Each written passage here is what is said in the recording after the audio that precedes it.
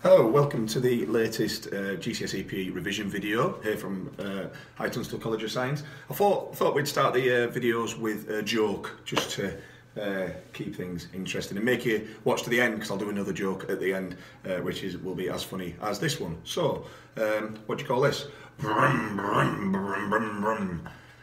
That's a motorist. Okay, anyway, moving on with today's revision video, which is going to be on hooliganism and spectator behaviour. So, first of all, we need to look at the positive and negatives of having spectators at events. So, obviously, the positives are that it creates an atmosphere. It's kind of what sport is all about. It creates that excitement for the really big events.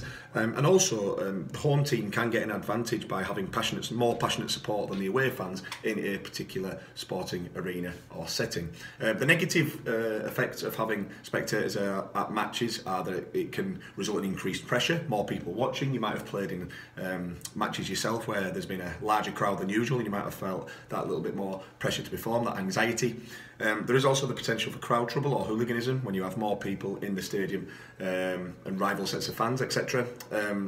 When the bigger crowds are there, there's also more costs regarding safety, transport in the local area, and it also might have a negative effect on participation amongst younger performers, because they might not like the kind of view of having more people involved in that.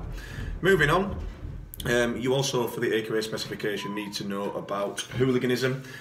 So basically, hooliganism is when spectators, and it's the kind of next level when they go into becoming too violent, becoming aggressive, becoming hostile to other sets of supporters. So hooliganism basically occurs because there are rivalries. It also can be fueled by hype or excitement building up before a game. It might be in the media, it might be in the press, might also be fueled by alcohol or drugs, that culture of gangs getting together. It might be brought about by frustration, not only frustration from an official, a result, but it also might be a frustration with somebody's home life. They might have be having problems at home, relationship problems, etc., and might want to kind of take out and bore that frustration in the form of violence as a hooligan. And also people see it as a kind of an incorrect display of masculinity to be violent and aggressive at a sporting arena. So, what is done to basically stop hooliganism taking place? Firstly, one thing they've done is early kickoffs. Now, the earlier the kickoff, it means there's less time for people to drink alcohol because of the opening times of pubs, etc. Secondly, the other factor is that stadiums are all-seater, so people being remained in one place, in one seat, stops them marauding around particular stadiums. Secondly, moving on, we've got the segregation of fans as well. So some fans are placed in a particular area, so it might be, if it's Manchester United versus Man City, that all the Manchester City fans are placed in one end of the ground and all of the Manchester United fans are placed in the other end. There is now more improved security, increased police presence at matches, CCTV, etc. There are alcohol restrictions in the ground, so now a lot of stadiums have an alcohol ban where you can't drink at all.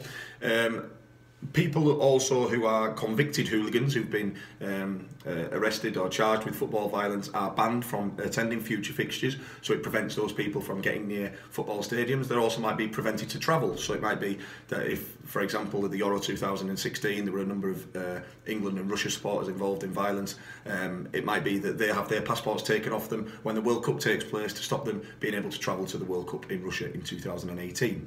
And finally, there's a lot of campaigns going around now with high-profile endorsements, professional footballers, David Beckham, etc., that have been involved in kind of discouraging this particular behaviour as well. All right. So in summary, we've got the fact that the positive and negatives of having spectators in the crowds at the sporting events. We've also now looked at why hooliganism takes place, because of the rivalries, the frustration, alcohol, etc. And we've also touched upon the fact that,